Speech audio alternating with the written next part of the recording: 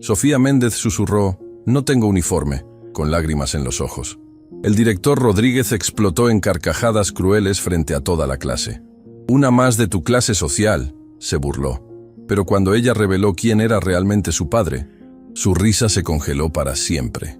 El Colegio San Patricio era una fortaleza de privilegio que se alzaba imponente en el distrito más exclusivo de Ciudad de México. Sus muros de piedra gris importada de Escocia y sus jardines perfectamente manicurados servían como una barrera física y simbólica que separaba a los que pertenecían de los que no. Era un lunes por la mañana cuando todo cambió para siempre. Sofía Méndez caminaba lentamente por los pasillos de mármol pulido, sus pasos resonando como latidos de un corazón nervioso.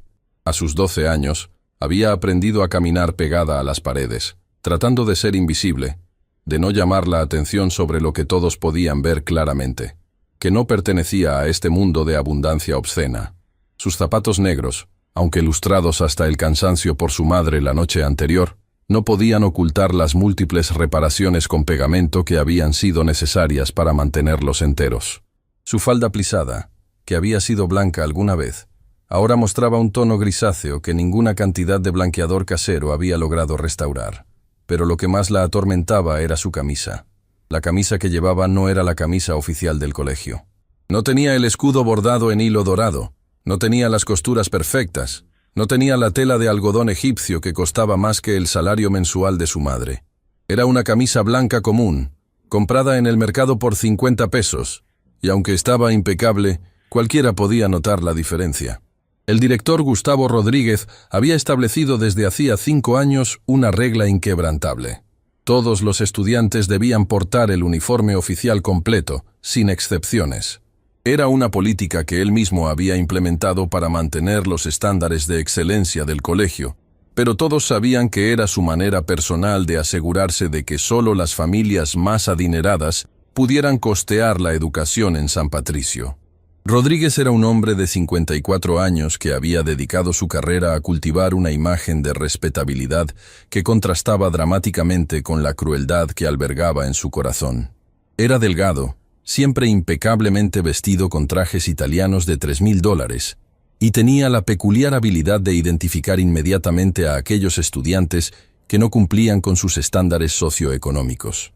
Para él, estos estudiantes no eran personas, sino problemas que ensucian la reputación de su institución educativa.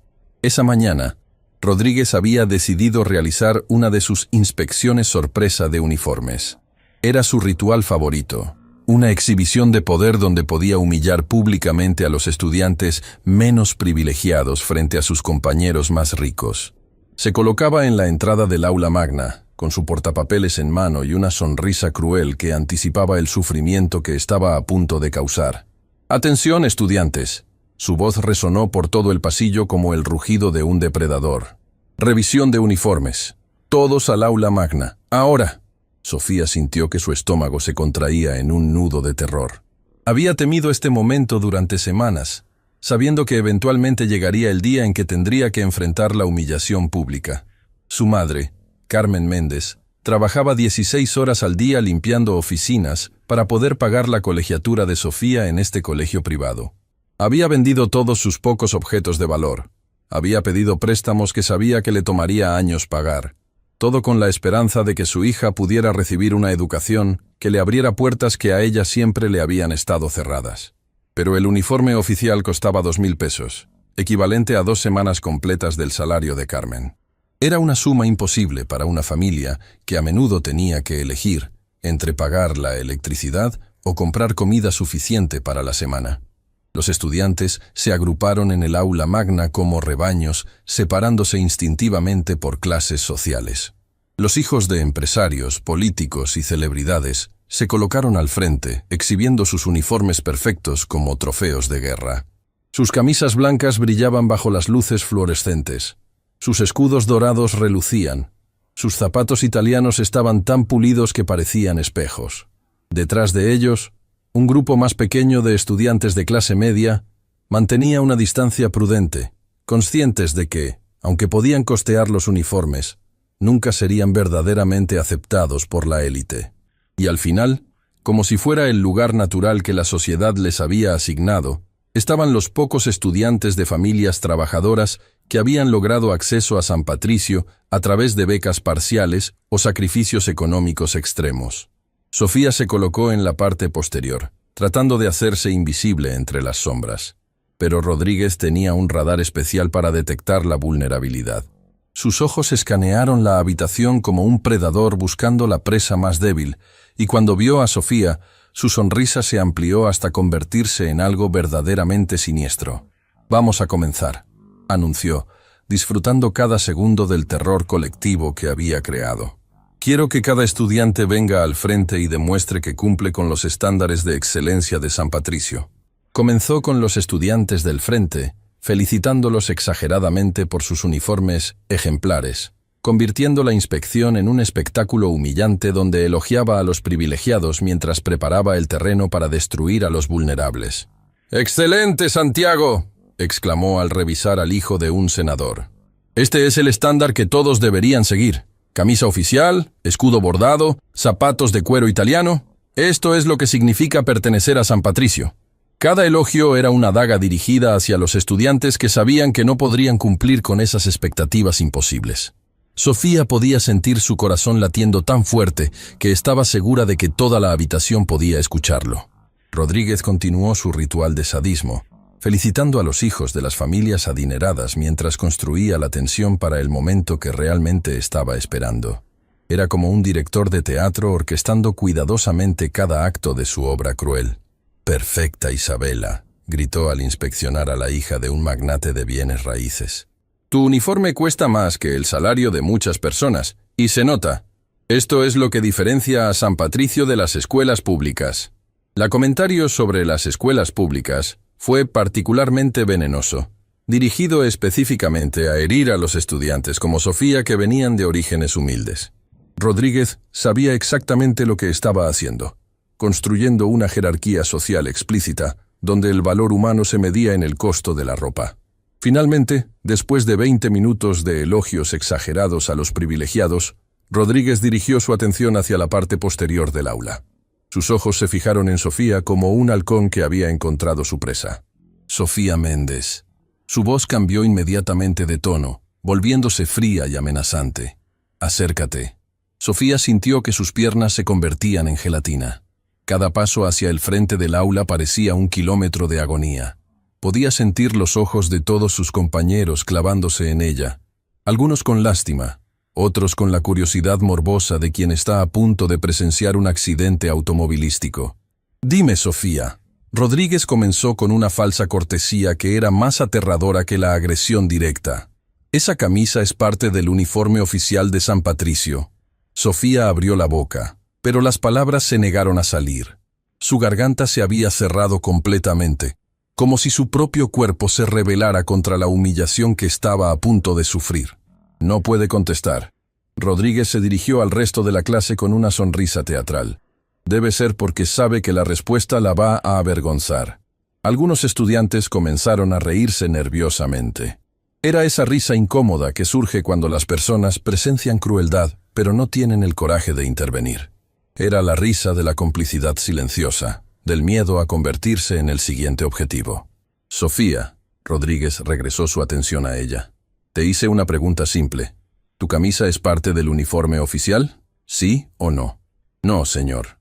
Sofía finalmente logró susurrar, las palabras saliendo de su garganta como fragmentos de vidrio roto. «Exacto, no».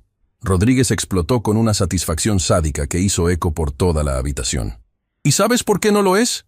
Porque es una camisa barata que compraste en el mercado». La humillación se intensificó cuando Rodríguez comenzó a caminar alrededor de Sofía como un depredador acechando a su presa, señalando cada defecto de su atuendo para el entretenimiento cruel de la audiencia. «Miren estos zapatos», anunció como si estuviera narrando un documental sobre la pobreza. «Pueden ver las reparaciones con pegamento. ¿Y esta falda? Había sido blanca alguna vez». Cada palabra era un martillo golpeando la dignidad de Sofía. Pero lo que más la destrozaba no era la humillación personal, sino la certeza de que estaba decepcionando a su madre, quien había sacrificado tanto para darle esta oportunidad. «¿Sabes cuál es tu problema, Sofía?», Rodríguez se colocó directamente frente a ella, su voz bajando a un susurro venenoso que de alguna manera era más aterrador que sus gritos. Tu problema es que crees que pertenecer a San Patricio es solo una cuestión de pagar la colegiatura. Pero San Patricio es más que eso. Es un estilo de vida. Es una clase social. Es algo que tú y tu familia jamás van a entender. Y Sofía sintió lágrimas ardientes comenzando a formarse en sus ojos, pero se negó a dejarlas caer. No iba a darle a Rodríguez la satisfacción de verla llorar frente a toda la clase. Dime, Sofía. Rodríguez continuó su tortura psicológica. ¿Por qué no tienes uniforme? ¿Cuál es tu excusa? Era la pregunta que Sofía había temido durante semanas. La pregunta para la cual no había una respuesta que no resultara en más humillación. Podía decir la verdad sobre la situación económica de su familia, pero eso solo le daría a Rodríguez más munición para sus ataques. Podía inventar una excusa, pero él sabía la verdad y la destruiría por mentir. No tengo uniforme, susurró finalmente, las palabras apenas audibles pero que resonaron por toda la habitación como un grito de dolor. No puede costear un uniforme. Rodríguez tradujo sus palabras para la clase, su voz cargada de desprecio absoluto. Una estudiante de San Patricio que no puede costear un uniforme básico. La risa que siguió fue diferente a la risa nerviosa anterior. Esta vez fue cruel, genuina, dirigida específicamente a humillar. Era la risa de los privilegiados burlándose de los menos afortunados. La risa de aquellos que nunca habían conocido la necesidad, riéndose de alguien que conocía demasiado bien la escasez. Rodríguez levantó sus manos como un conductor dirigiendo una orquesta de crueldad, animando a los estudiantes a reírse más fuerte. «Una más de tu clase social», gritó sobre las carcajadas. «Siempre con excusas, siempre culpando a las circunstancias en lugar de trabajar más duro». Fue en ese momento, en el punto más bajo de la humillación, cuando algo cambió en los ojos de Sofía. La tristeza y la vergüenza fueron reemplazadas por algo más poderoso: indignación. No por ella misma, sino por su madre, quien trabajaba más duro que cualquier persona en esa habitación. Por todas las familias trabajadoras que eran constantemente humilladas por aquellos que habían nacido en la abundancia. «Disculpe, señor Rodríguez». La voz de Sofía cortó a través de las risas como un cuchillo afilado. La habitación se sumió en un silencio inmediato. Rodríguez se volteó hacia ella, sorprendido de que la niña se atreviera a interrumpir su espectáculo de humillación. «¿Qué dijiste?» Su voz se volvió peligrosamente baja. «Dije que me disculpe», Sofía repitió, su voz ganando fuerza con cada palabra. «Porque creo que hay algo que usted no sabe sobre mí». Rodríguez soltó una carcajada que sonó más como el ladrido de un animal salvaje. «Oh, esto va a ser bueno. La estudiante pobre va a educarnos sobre algo que no sabemos. Mi padre...» Sofía comenzó, pero Rodríguez la interrumpió inmediatamente. «¡Tu padre!» Rodríguez explotó en otra ronda de risas crueles. «Déjame adivinar. Tu padre es un empresario importante que está en un viaje de negocios. O tal vez es un diplomático secreto. O quizás es un millonario que perdió su dinero». La clase se unió a sus carcajadas, disfrutando del espectáculo de ver a Rodríguez destruyendo completamente a la estudiante pobre que se había atrevido a desafiarlo. «No», Rodríguez continuó su ataque. «Déjame decirte exactamente quién es tu padre. Es otro trabajador sin educación. Probablemente un albañil, un plomero, un jardinero. Alguien que, como tu madre, limpia los desechos de gente mejor que ustedes». Cada palabra fue diseñada para humillar no solo a Sofía, sino a toda su familia, a toda su clase social. Era un ataque sistemático contra la dignidad humana de aquellos que trabajaban con sus manos para sobrevivir. «¿Estoy correcto?», Rodríguez preguntó con una sonrisa victoriosa, convencido de que había destruido completamente cualquier resistencia que la niña pudiera haber tenido. Sofía lo miró directamente a los ojos. No había lágrimas ahora, no había vergüenza. Solo una calma extraña que precedía a algo que nadie en esa habitación estaba preparado para escuchar. «Mi padre», dijo con una claridad cristalina que hizo que cada persona en la habitación se inclinara hacia adelante. «Es el licenciado Miguel Ángel Méndez Herrera». El nombre cayó sobre la habitación como una bomba nuclear. El silencio que siguió fue tan profundo que se podía escuchar el zumbido eléctrico de las luces fluorescentes del techo. Miguel Ángel Méndez Herrera no era solo cualquier nombre, era el nombre. el Procurador General de Justicia del Estado de México. El hombre que había dedicado su carrera a luchar contra la corrupción en instituciones educativas privadas. El fiscal que, en los últimos 2 años, había enviado a prisión a directores de colegios privados por malversación de fondos, discriminación sistemática y abuso de poder. El rostro de Rodríguez perdió todo color instantáneamente. Su sonrisa arrogante se desplomó como un edificio en demolición.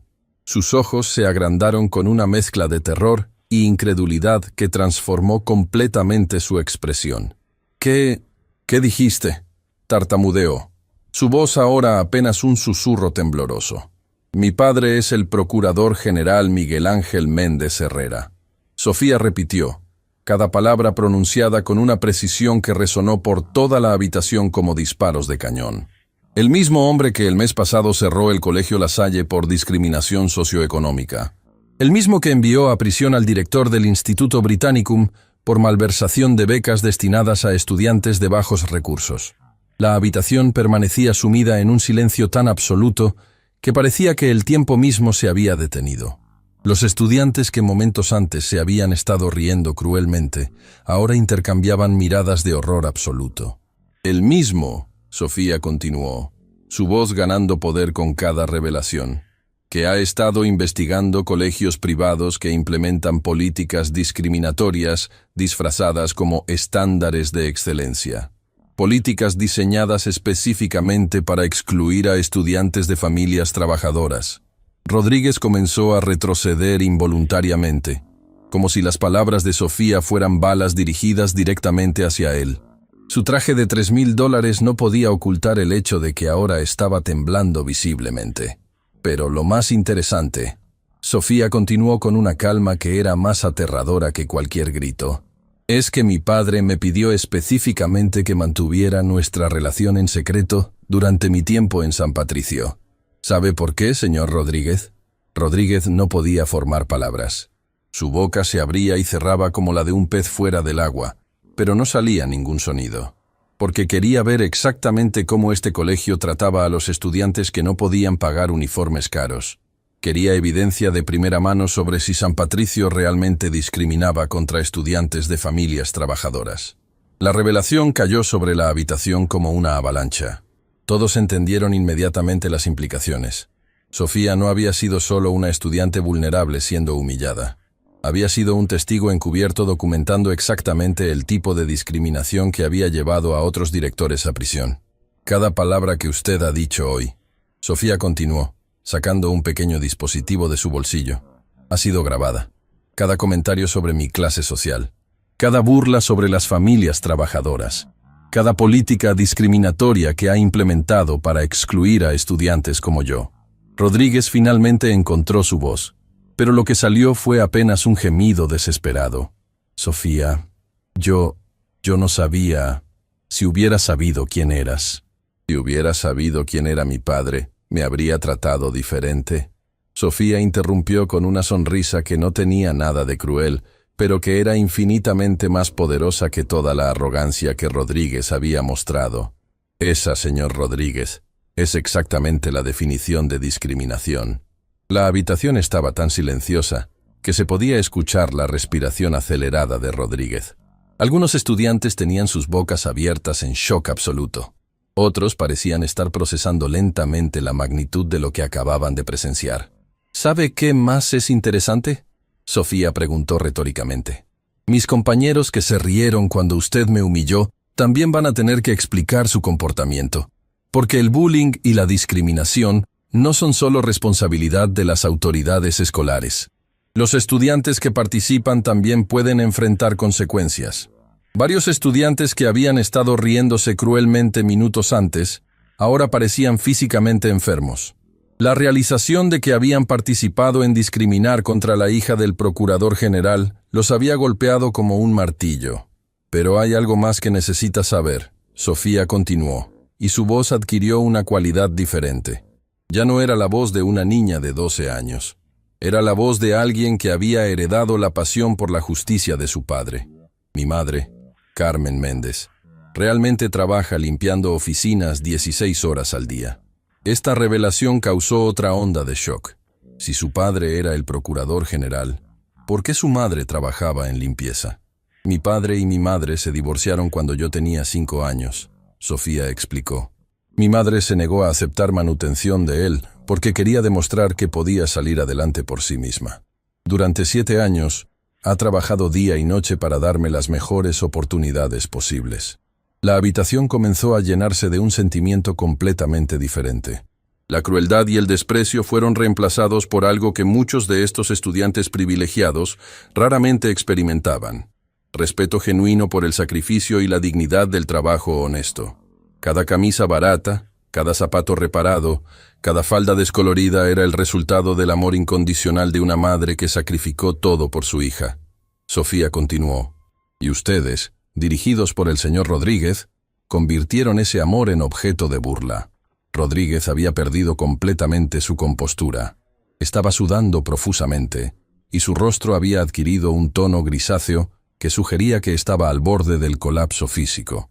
Pero lo que más me duele, Sofía dijo, y por primera vez su voz mostró emoción genuina, no es la humillación que me hicieron sufrir. Es que trataron de convencerme de que el trabajo honesto de mi madre era algo de lo que debería avergonzarme. Trataron de hacerme creer que el sacrificio y la dedicación valen menos que el dinero heredado. Varios estudiantes comenzaron a llorar silenciosamente, no de miedo, sino de la comprensión repentina de la crueldad en la que habían participado. Algunos de ellos estaban experimentando empatía real por primera vez en sus vidas privilegiadas. Señor Rodríguez, Sofía se dirigió directamente al director, quien ahora parecía un hombre completamente diferente del tirano arrogante que había entrado a la habitación. ¿Tiene algo que decir? Rodríguez abrió la boca varias veces, pero no salían palabras coherentes. Su cerebro estaba tratando desesperadamente de procesar la magnitud del desastre en el que se había metido. Finalmente logró tartamudear. No sabía. Si hubiera sabido que mi padre tenía poder, me habría tratado como princesa. Sofía completó su pensamiento. Pero como pensaba que éramos una familia sin recursos, creyó que podía humillarnos sin consecuencias. Esa es la definición exacta de abuso de poder. En ese momento, la puerta del aula magna se abrió. 3 hombres en trajes oscuros entraron silenciosamente. Uno de ellos llevaba una grabadora profesional. Otro tenía una cámara. El tercero llevaba documentos oficiales. «Agentes de la Procuraduría General», anunció el primer hombre. «Estamos aquí para documentar evidencia en la investigación en curso sobre prácticas discriminatorias en instituciones educativas privadas». Rodríguez se desplomó literalmente en una silla, su cuerpo incapaz de sostener el peso de la realización de que su carrera había terminado. Más que eso, que probablemente enfrentaría cargos criminales por discriminación sistemática. «Papá», Sofía dijo simplemente, y uno de los hombres se acercó a ella. Era un hombre de mediana edad, con la misma mirada inteligente y determinada que su hija. Su abrazo fue breve pero lleno de orgullo. «¿Obtuviste toda la evidencia que necesitábamos?», le preguntó en voz baja. «Más de la que esperábamos», Sofía respondió. El señor Rodríguez fue muy completo en sus comentarios discriminatorios. Miguel Ángel Méndez Herrera se dirigió a la clase con la autoridad tranquila de alguien acostumbrado a comandar habitaciones llenas de gente poderosa. «Estudiantes de San Patricio», comenzó. «Lo que han presenciado hoy es exactamente el tipo de comportamiento que mi oficina está trabajando para eliminar del sistema educativo mexicano. La discriminación basada en clase socioeconómica no solo es moralmente reprehensible, sino que es ilegal». Su mirada se fijó en Rodríguez, quien parecía haber envejecido 10 años en los últimos minutos. «Señor Rodríguez, está siendo investigado por violaciones a la Ley General de Educación, específicamente las secciones relacionadas con discriminación y abuso de autoridad. Mis agentes estarán revisando todas sus políticas, todas sus decisiones disciplinarias de los últimos 5 años, y entrevistando a estudiantes y padres que puedan haber sido víctimas de sus prácticas». Rodríguez no podía ni siquiera mirarlo a los ojos. Estaba completamente destrozado, no solo profesionalmente sino psicológicamente. El hombre que había derivado tanto placer de humillar a otros, ahora experimentaba la humillación más profunda posible. Pero lo más importante, el procurador continuó, dirigiéndose a los estudiantes, es la lección que espero que todos ustedes aprendan de esta experiencia. El valor de una persona no se determina por el dinero de su familia. La dignidad no se compra en tiendas exclusivas. El carácter no se hereda con cuentas bancarias. Algunos estudiantes asentían con lágrimas en los ojos, genuinamente tocados por la lección que estaban recibiendo. Mi hija, dijo con obvio orgullo, eligió experimentar meses de humillación para ayudar a documentar injusticias que afectan a miles de estudiantes en México. Eso es coraje real. Eso es sacrificio genuino. Eso es el tipo de carácter que realmente importa. Se volteó hacia Sofía. ¿Tienes algo más que quieras decir? Sofía miró alrededor de la habitación, viendo rostros que habían sido transformados por la experiencia. Algunos estudiantes la miraban con admiración, otros con vergüenza. Algunos pocos parecían estar realmente procesando las lecciones más profundas sobre justicia social y dignidad humana. Solo quiero decir, Sofía comenzó, que esta investigación no es sobre venganza. Es sobre asegurarnos de que ningún otro estudiante tenga que elegir entre educación y dignidad. Es sobre crear un sistema donde el talento y el esfuerzo sean más importantes que el dinero. Miró directamente a algunos de los estudiantes que se habían reído de ella. Y para mis compañeros que participaron en mi humillación, espero que entiendan que ustedes también fueron víctimas. Fueron víctimas de un sistema que les enseñó que su valor dependía de hacer sentir inferior a otros. Varios estudiantes comenzaron a llorar abiertamente. Era la primera vez que muchos de ellos consideraban que su comportamiento cruel había sido producto de un sistema tóxico que los había programado para despreciar a aquellos con menos privilegios. Queremos cambiar eso, Sofía continuó. Queremos crear escuelas donde la diversidad económica sea vista como una fortaleza, no como un problema. Donde estudiantes de todas las clases sociales puedan aprender unos de otros, en lugar de ser segregados por políticas discriminatorias. Uno de los estudiantes, Santiago, el hijo del senador que había sido elogiado por su uniforme ejemplar, levantó temblorosamente la mano. Sofía, dijo con voz quebrada, yo me reí cuando te humillaron, y ahora me doy cuenta de que nunca he trabajado por nada en mi vida. Todo lo que tengo fue dado por mis padres. Pero tú y tu mamá, ustedes realmente se esforzaron por todo. Su confesión abrió las compuertas. Otros estudiantes comenzaron a expresar arrepentimiento genuino, no solo por su comportamiento de ese día, sino por años de actitudes elitistas que nunca habían cuestionado. No necesito disculpas, Sofía respondió gentilmente. Necesito que entiendan que pueden usar sus privilegios para crear oportunidades para otros, en lugar de usarlos para excluir y humillar. Isabela, la hija del magnate de bienes raíces, se acercó a Sofía con lágrimas corriendo por su rostro. ¿Cómo puedo ayudar? ¿Cómo puedo usar lo que tengo para hacer la diferencia? Era una pregunta que Sofía había esperado. Una pregunta que mostraba que al menos algunos estudiantes estaban comenzando a entender las lecciones más profundas sobre responsabilidad social y justicia. Primero, Sofía respondió, pueden comenzar tratando a todos los estudiantes con respeto, sin importar su origen. Segundo, pueden usar sus voces para oponerse a la discriminación cuando la vean. Y tercero, pueden trabajar con nosotros para crear programas que realmente nivelen el campo de juego educativo. El padre de Sofía se acercó a Rodríguez, quien permanecía sentado en estado de shock. Señor Rodríguez, va a tener la oportunidad de cooperar con nuestra investigación.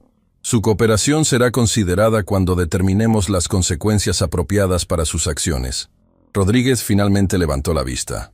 Su rostro estaba lleno de una mezcla de terror, arrepentimiento y la lenta comprensión de que había destruido completamente su vida por el placer temporal de humillar a una niña de 12 años. Procurador Méndez. Su voz era apenas un susurro. Yo no sé qué decir. Lo que hice fue imperdonable. No está buscando mi perdón, Miguel Ángel respondió. Está buscando el perdón de todos los estudiantes y familias que ha humillado durante años. Está buscando el perdón de un sistema educativo que ha corrompido con sus prejuicios. Se volteó hacia la clase completa. La educación debería ser el gran ecualizador de la sociedad. Debería ser el lugar donde el talento rise above circumstances, donde la curiosidad supera el privilegio, donde el mérito triunfa sobre el dinero. Pero cuando permitimos que la discriminación infecte nuestras instituciones educativas, traicionamos el propósito fundamental de la educación. Los agentes comenzaron a documentar la escena, tomando fotografías y grabando testimonios de estudiantes que querían hablar sobre sus experiencias con discriminación en el colegio. Varios estudiantes se acercaron a Sofía, algunos para disculparse, otros para preguntar cómo podían involucrarse en crear cambios positivos. Era extraordinario presenciar cómo una experiencia tan traumática se estaba transformando en un momento de crecimiento y conciencia social para toda la comunidad estudiantil. Carmen Méndez llegó aproximadamente una hora después, habiendo sido notificada por los agentes sobre lo que había ocurrido. Cuando entró al aula magna, vio a su hija rodeada de estudiantes que la escuchaban atentamente mientras explicaba los detalles de la investigación más amplia sobre discriminación educativa. «Mamá». Sofía corrió hacia ella, y su abrazo fue uno de los momentos más emotivos del día entero. «Estoy tan orgullosa de ti», Carmen susurró, con lágrimas corriendo por su rostro. «Pero también estoy preocupada». «¿Estás bien? ¿Te lastimaron?» «Estoy bien, mamá», Sofía respondió. «Y ahora todos van a saber que el trabajo que haces, el sacrificio que haces, es algo hermoso y digno de respeto». Carmen miró alrededor de la habitación, viendo a estudiantes de familias extremadamente ricas tratando a su hija con un respeto que nunca había experimentado en su propia vida. Era un momento surrealista, pero profundamente satisfactorio. Miguel Ángel se acercó a Carmen. A pesar de su divorcio, mantenían una relación de respeto mutuo centrada en el bienestar de Sofía. «Hiciste un trabajo extraordinario criándola», le dijo sinceramente. «Su sentido de justicia, su coraje, su compasión, todo eso vino de ti». «Vino de nosotros dos», Carmen respondió. «Ella heredó tu pasión por la justicia y mi determinación para sobrevivir cualquier adversidad». Mientras los agentes completaban su documentación, Sofía se dirigió una vez más a sus compañeros de clase. «Quiero que sepan», dijo, «que esta investigación va a resultar en cambios reales, no solo en San Patricio, sino en colegios privados de todo México. Vamos a implementar políticas que aseguren que la educación de calidad sea accesible para estudiantes talentosos de todas las clases sociales». «¿Qué va a pasar con nosotros?», preguntó nerviosamente uno de los estudiantes que había participado en las risas crueles. «Eso depende de ustedes», Sofía respondió. «Pueden elegir ser parte del problema o parte de la solución. Pueden continuar perpetuando un sistema que excluye y humilla, o pueden ayudar a construir un sistema que incluye y eleva». Varios estudiantes inmediatamente expresaron su deseo de involucrarse en crear cambios positivos. Querían entender cómo podían usar sus privilegios de manera responsable, cómo podían contribuir a una educación más equitativa. Isabela se acercó a Carmen directamente. «Señora Méndez», dijo con una humildad genuina que era completamente nueva para ella, «quiero disculparme por haber participado en la humillación de su hija, y quiero que sepa que admiro increíblemente su dedicación y sacrificio». Carmen la miró con sorpresa, no acostumbrada a recibir respeto de personas de clase alta. «Gracias, mi niña», respondió. «Pero lo importante es que aprendas de esta experiencia y uses tu posición para ayudar a otros». «¿Cómo puedo hacer eso?», Isabela preguntó sinceramente. «Puedes comenzar por tratar a todos los trabajadores con respeto», Carmen respondió. «Las personas que limpian tu casa, que cuidan tus jardines, que preparan tu comida. Todos tenemos dignidad. Todos tenemos historias. Todos merecemos ser tratados como seres humanos completos». Era una lección simple pero profunda que resonó no solo con Isabela, sino con todos los estudiantes que estaban escuchando. Rodríguez, quien había permanecido en silencio durante la mayor parte de las últimas horas, finalmente se acercó a Sofía y Carmen. «Señora Méndez», dijo, su voz quebrada por la emoción, «no hay disculpa suficiente para lo que le hice a su hija. No hay palabras para expresar mi arrepentimiento por haber tratado de humillar el sacrificio y la dedicación que usted ha demostrado». Carmen lo miró con una mezcla de compasión y firmeza. «Señor Rodríguez, el daño que hizo no fue solo a nosotras. Fue a cientos de familias que han pasado por este colegio. El perdón es posible, pero solo después de que haga el trabajo de reparar ese daño». «¿Cómo puedo hacer eso?», preguntó, genuinamente desesperado por encontrar alguna manera de redimirse. «Puede comenzar por cooperar completamente con la investigación», Miguel Ángel intervino. Puede proporcionar información sobre todas las políticas discriminatorias que ha implementado. Puede ayudar a identificar a otras familias que han sido víctimas de sus prácticas. Haré todo eso. Rodríguez respondió inmediatamente. Pero, ¿qué más? ¿Cómo puedo realmente hacer la diferencia? Puede usar su experiencia para ayudar a entrenar a otros directores sobre cómo evitar los errores que usted cometió. Sofía sugirió. Puede convertirse en un ejemplo de cómo las personas pueden cambiar, aprender y crecer. Era una propuesta extraordinariamente generosa, considerando la crueldad que había demostrado hacia ella. Pero era consistente con el enfoque de Sofía de buscar justicia transformativa en lugar de simplemente punitiva. Los días siguientes a la revelación en San Patricio fueron un torbellino de actividad mediática y legal. La historia se volvió viral en redes sociales, no solo en México, sino internacionalmente. Los videos de la confrontación, grabados por los agentes de la Procuraduría, fueron vistos millones de veces, pero más importante que la atención mediática fueron los cambios sistemáticos que comenzaron a implementarse inmediatamente.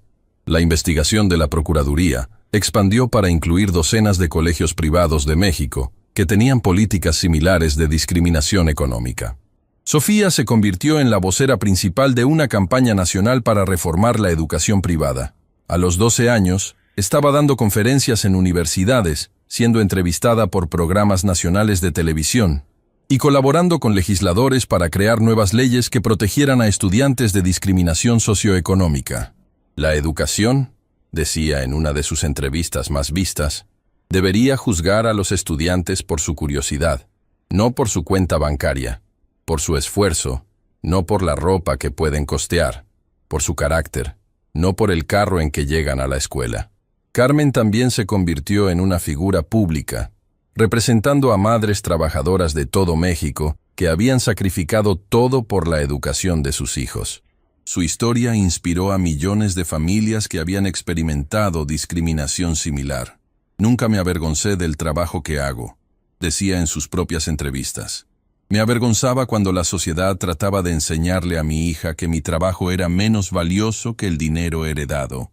Pero ahora veo que mi trabajo, nuestro trabajo, es lo que realmente construye la sociedad.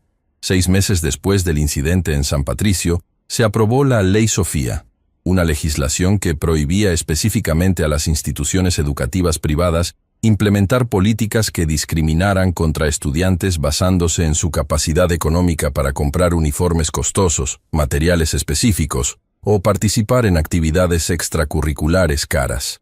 La ley también establecía un sistema de becas financiado por impuestos a colegios privados que tenían matrículas superiores a cierto límite.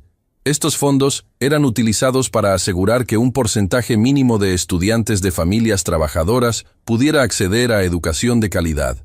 Rodríguez, como había prometido, cooperó completamente con la investigación. Su testimonio ayudó a exponer una red de discriminación que se extendía a través de docenas de instituciones. Aunque perdió su posición como director y enfrentó consecuencias legales, también se convirtió en un defensor de reformas educativas, trabajando con organizaciones sin fines de lucro para entrenar administradores escolares sobre justicia social e inclusión. La humillación que experimenté, decía en una conferencia para directores de escuelas privadas un año después, fue una fracción de la humillación que había infligido a cientos de estudiantes durante años. Pero esa experiencia me enseñó algo fundamental, que el poder sin compasión es tiranía, y que la educación sin justicia es privilegio disfrazado. San Patricio se transformó completamente bajo nueva administración. Se implementaron programas de diversidad económica, se establecieron fondos para uniformes y materiales para estudiantes necesitados, y se creó un consejo estudiantil que incluía representación proporcional de todas las clases socioeconómicas. Muchos de los estudiantes que habían participado en la humillación de Sofía se convirtieron en activistas por la justicia social en sus propias comunidades. Isabela estableció una fundación que proporcionaba becas específicamente para hijas de madres trabajadoras. Santiago usó las conexiones políticas de su familia para presionar por más reformas educativas. Sofía nos enseñó, decía Isabela en una entrevista 2 años después, que el privilegio puede ser una fuerza para el bien o para el mal. Depende completamente de cómo elegimos usarlo. Podemos usar nuestras ventajas para crear más oportunidades para otros, o podemos usarlas para excluir y humillar. La elección es nuestra. 3 años después del incidente, Sofía estaba dando el discurso principal en una conferencia internacional sobre educación equitativa en Ginebra. A los 15 años, se había convertido en una de las voces más respetadas en reformas educativas globales. El día que dije, "no tengo uniforme", reflexionaba en su discurso, no estaba solo admitiendo una limitación económica. Estaba documentando un sistema que había decidido que mi valor como estudiante dependía de mi capacidad para comprar ropa cara. La audiencia, compuesta por ministros de educación de 50 países, la escuchaba con atención absoluta. Pero lo que aprendimos de esa experiencia es que la discriminación educativa no es solo un problema mexicano. Es un problema global.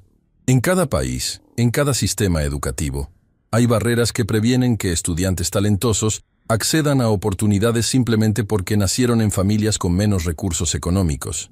Su propuesta para la conferencia era ambiciosa.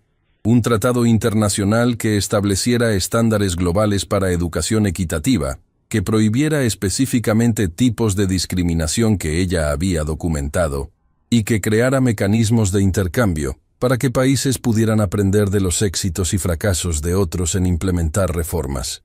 La educación, concluyó su discurso, es el derecho humano más fundamental porque es el que hace posibles todos los otros derechos. Cuando permitimos que la discriminación infecte nuestros sistemas educativos, estamos traicionando el futuro de la humanidad. La ovación que recibió duró 10 minutos. Pero más importante que los aplausos fueron los compromisos concretos que 27 países hicieron para implementar reformas basadas en el modelo Sofía, que México había desarrollado. Carmen había dejado su trabajo de limpieza para convertirse en coordinadora nacional del programa de becas establecido por la Ley Sofía. Su experiencia como madre trabajadora la convertía en la persona perfecta para entender las necesidades reales de las familias que el programa estaba diseñado para ayudar. Es extraordinario, reflexionaba en una entrevista 5 años después del incidente, cómo algo que comenzó como la peor humillación de nuestras vidas, se transformó en la oportunidad de cambiar las vidas de millones de familias. Trabajaba directamente con familias de todo México, ayudándolas a navegar el proceso de solicitud de becas, pero más importante, ayudándolas a entender que merecían esas oportunidades. Muchas madres me dicen que se sienten culpables por aceptar ayuda, explicaba.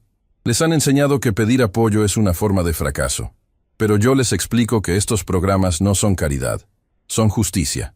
Son la sociedad reconociendo finalmente que el talento y el esfuerzo merecen ser recompensados, sin importar las circunstancias económicas de nacimiento. El matrimonio entre Miguel Ángel y Carmen nunca se reconstituyó romántica, pero desarrollaron una sociedad profesional poderosa en su trabajo por la justicia educativa. Él desde el sistema legal, ella desde la experiencia vivida, y Sofía como la voz que podía comunicar estas experiencias a audiencias nacionales e internacionales. 10 años después del día que Sofía había susurrado, "no tengo uniforme", estaba graduándose de la preparatoria como valedictorian de una clase que incluía estudiantes de todas las clases socioeconómicas. Su discurso de graduación fue transmitido en vivo a nivel nacional. Cuando tenía 12 años, comenzó, un director cruel trató de enseñarme que mi valor dependía de la ropa que podía costear. Pero lo que realmente me enseñó fue que la crueldad sistemática solo puede ser vencida por la Organización Sistemática para la Justicia. Miró a su madre en la audiencia, quien lloraba de orgullo. Mi madre me enseñó que el trabajo honesto tiene dignidad inherente. Mi padre me enseñó que las leyes pueden ser herramientas para proteger a los vulnerables.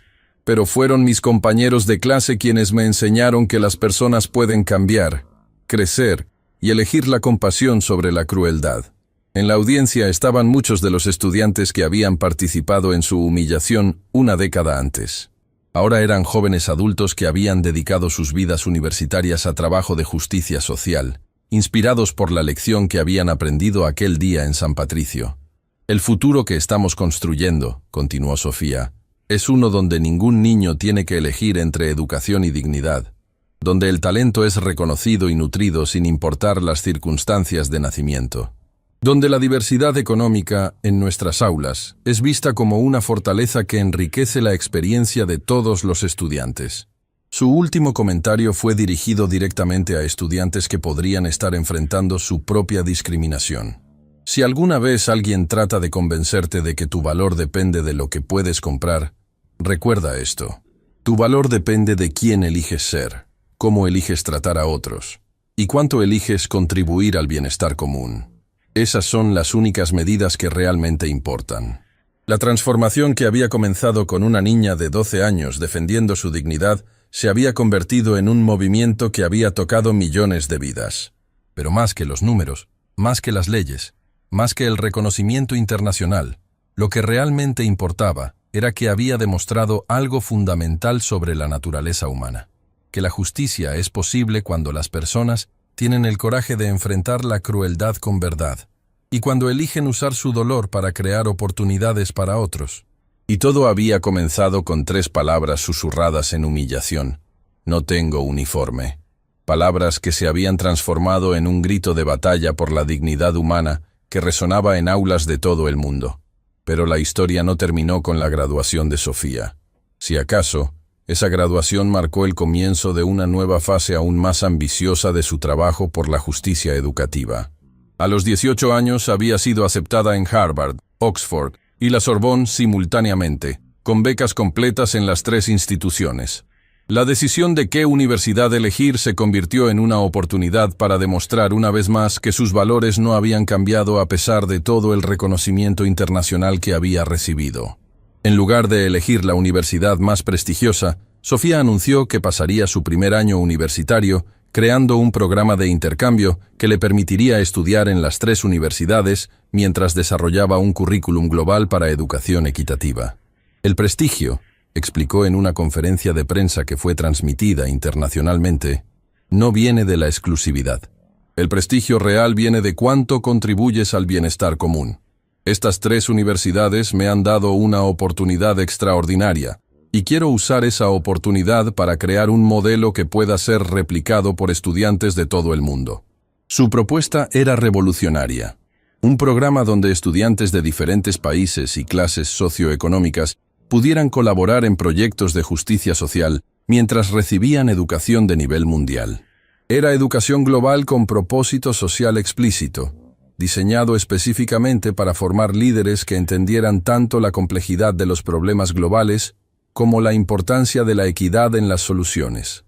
Carmen, ahora reconocida nacionalmente como una experta en programas de becas y equidad educativa, fue invitada a acompañar a Sofía como consejera senior del programa.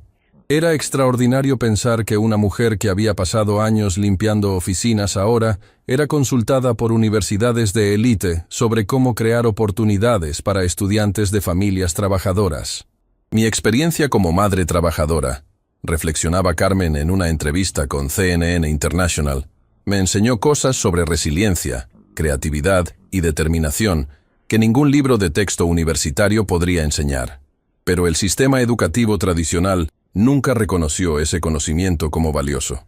Ahora estamos creando espacios donde diferentes tipos de sabiduría pueden encontrarse y enriquecerse mutuamente. El primer grupo de estudiantes del programa incluía jóvenes de 30 países diferentes. Algunos eran hijos de familias extremadamente ricas que habían elegido usar sus privilegios para trabajo de justicia social. Otros eran estudiantes de familias trabajadoras que habían demostrado talento excepcional a pesar de circunstancias difíciles. Pero todos compartían un compromiso con usar su educación para crear oportunidades para otros. Miguel Ángel, quien había sido promovido a Procurador General Nacional, trabajaba para crear marcos legales que apoyaran programas educativos innovadores como el que Sofía había desarrollado. Su oficina estaba desarrollando legislación que requeriría que universidades privadas con grandes dotaciones establecieran programas de intercambio social como condición para mantener su estatus fiscal privilegiado. La educación superior, argumentaba en debates parlamentarios, recibe beneficios significativos del Estado a través de exenciones fiscales y subvenciones. Es razonable esperar que estas instituciones contribuyan proporcionalmente al bien público a través de programas que democraticen el acceso a educación de calidad. Mientras tanto, la investigación original sobre discriminación en colegios privados había expandido para convertirse en un estudio longitudinal masivo sobre el impacto de políticas de equidad educativa. Los resultados, después de 5 años de implementación, eran extraordinarios. Los colegios que habían adoptado políticas de diversidad económica mostraban mejoras significativas en todos los indicadores académicos. Los estudiantes de familias privilegiadas desarrollaban mayor empatía, mejores habilidades de colaboración y una comprensión más sofisticada de problemas sociales complejos. Los estudiantes de familias trabajadoras tenían acceso a oportunidades que antes les habían estado negadas, pero también contribuían perspectivas y experiencias que enriquecían la experiencia educativa de todos. Lo que descubrimos, explicaba Sofía en una presentación a la UNESCO, es que la diversidad económica en la educación no es solo una cuestión de justicia social, es una estrategia pedagógica superior. Cuando estudiantes de diferentes orígenes trabajan juntos, todos aprenden más, piensan más creativamente y desarrollan soluciones más innovadoras a problemas complejos. Los datos respaldaban sus afirmaciones. Los colegios diversos económicamente producían estudiantes con puntajes más altos en pruebas de pensamiento crítico, creatividad e inteligencia emocional. También producían graduados que eran más propensos a elegir carreras en servicio público, trabajo social y emprendimiento con impacto social. Rodríguez, el exdirector de San Patricio, había pasado los últimos años trabajando como consultor en reformas educativas, ayudando a instituciones a transicionar de modelos exclusivos a modelos inclusivos. Su transformación personal se había vuelto parte de la narrativa más amplia sobre la posibilidad de redención y crecimiento personal. La humillación que Sofía me causó, reflexionaba en una conferencia TEDx que se volvió viral, fue la mejor cosa que me había pasado en mi vida adulta. Me obligó a confrontar años de prejuicios y crueldad que había racionalizado como estándares académicos. Me enseñó que la verdadera educación no es sobre excluir, sino sobre incluir. No es sobre crear jerarquías, sino sobre reconocer el talento en todas sus formas. Su trabajo de consultoría se había convertido en una parte integral de reformas educativas en América Latina.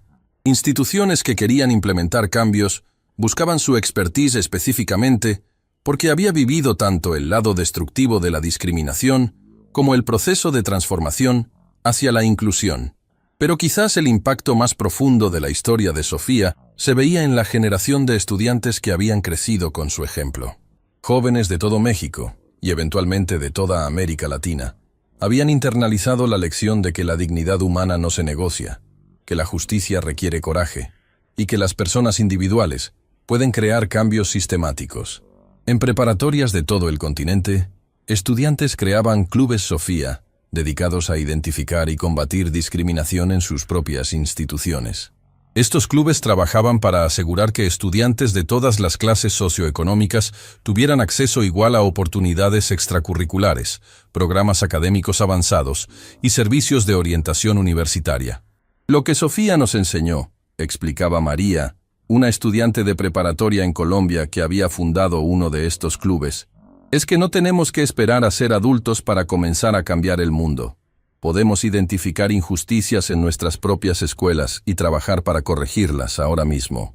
Los clubes también se enfocaban en crear programas de mentorías, donde estudiantes de familias privilegiadas ayudaban a estudiantes de familias trabajadoras a navegar procesos de solicitud universitaria, preparación para exámenes estandarizados y desarrollo de habilidades académicas. Pero estas mentorías eran bidireccionales, con estudiantes de familias trabajadoras compartiendo perspectivas sobre resiliencia, creatividad en la resolución de problemas y comprensión de realidades sociales complejas. Isabela, la excompañera de Sofía que había participado en su humillación inicial, ahora dirigía una de las fundaciones más exitosas de México, dedicada a becas educativas. A los 21 años, había usado su herencia familiar para crear un fondo de $50 millones que proporcionaba becas universitarias específicamente para hijas de madres trabajadoras. Ese día en San Patricio, reflexionaba Isabela en una entrevista para Forbes México, fue el día en que realmente comenzó mi educación. Hasta ese momento, Había confundido privilegio con mérito, herencia con logro. Sofía me enseñó que el privilegio real viene de usar lo que tienes para crear oportunidades para otros. Su fundación había desarrollado un modelo innovador, donde las beneficiarias no solo recibían apoyo financiero, sino que también participaban en programas de liderazgo diseñados para prepararlas para crear sus propios proyectos de impacto social.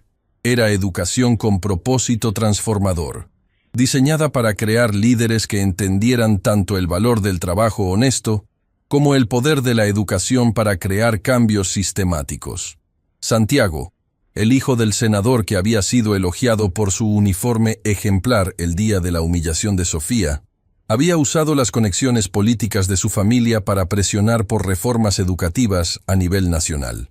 A los 22 años, era el miembro más joven del Congreso mexicano y había hecho de la equidad educativa el tema central de su carrera política. Mi plataforma política, explicaba en entrevistas, se basa completamente en las lecciones que aprendí de Sofía cuando tenía 12 años. Específicamente, que las políticas públicas deben juzgarse por cómo afectan a los más vulnerables, no por cómo benefician a los más privilegiados. Había propuesto legislación que expandiría significativamente el programa de becas establecido por la Ley Sofía, creando caminos educativos que permitirían a estudiantes talentosos de familias trabajadoras acceder no solo a educación universitaria, sino también a programas de posgrado y oportunidades de investigación avanzada. El talento, argumentaba en debates parlamentarios, se distribuye equitativamente entre todas las clases sociales, pero las oportunidades para desarrollar ese talento han sido históricamente concentradas entre los privilegiados. Nuestro trabajo como sociedad es asegurar que el talento pueda florecer sin importar las circunstancias de nacimiento. Mientras tanto, el trabajo internacional de Sofía había expandido para incluir colaboraciones con organismos de las Naciones Unidas, el Banco Mundial y organizaciones regionales de desarrollo. A los 21 años, era la asesora más joven en la historia de la UNESCO para temas de equidad educativa global. Su análisis de sistemas educativos de 50 países había revelado patrones consistentes de discriminación que trascendían culturas específicas. En algunos países, la discriminación se basaba en clase socioeconómica, en otros, en origen étnico, en otros, en género o religión. Pero en todos los casos, los mecanismos eran similares. Políticas aparentemente neutrales que en la práctica excluían a ciertos grupos de oportunidades educativas de calidad. La discriminación educativa, argumentaba en su informe para las Naciones Unidas, es una de las violaciones de derechos humanos más sistemáticas y devastadoras del mundo moderno. Porque, cuando negamos educación de calidad a ciertos grupos, no solo limitamos sus oportunidades individuales, sino que privamos a la sociedad entera de las contribuciones que podrían hacer. Su propuesta para abordar este problema era ambiciosa, un protocolo internacional que estableciera estándares mínimos para equidad educativa, con mecanismos de monitoreo y consecuencias para países que permitieran discriminación sistemática en sus sistemas educativos. Así como tenemos tratados internacionales sobre derechos laborales, medio ambiente y comercio, argumentaba, necesitamos un tratado sobre derechos educativos que establezca obligaciones específicas para asegurar que todos los niños tengan acceso a educación de calidad, sin importar sus circunstancias de nacimiento. Carmen había aceptado una posición como asesora senior de este proyecto internacional, trayendo su experiencia como madre trabajadora que había navegado sistemas educativos discriminatorios. Su papel era asegurar que las políticas desarrolladas por expertos internacionales realmente reflejaran las necesidades y realidades de familias trabajadoras de todo el mundo. Los académicos pueden entender la discriminación educativa teóricamente, explicaba Carmen en una conferencia en Ginebra, pero yo la viví. Sé lo que se siente tener que elegir entre pagar la electricidad y comprar libros escolares. Sé lo que se siente ver a tu hija ser humillada por algo que está completamente fuera de su control. Esa experiencia es invaluable para crear políticas que realmente funcionen.